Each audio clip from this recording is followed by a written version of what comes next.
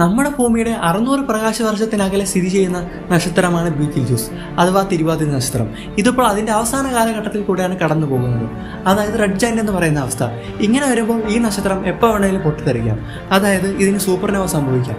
ഇങ്ങനെ വരുമ്പോൾ ഇത് ഏതെങ്കിലും തരത്തിൽ ഭൂമിയെ ബാധിക്കുമോ?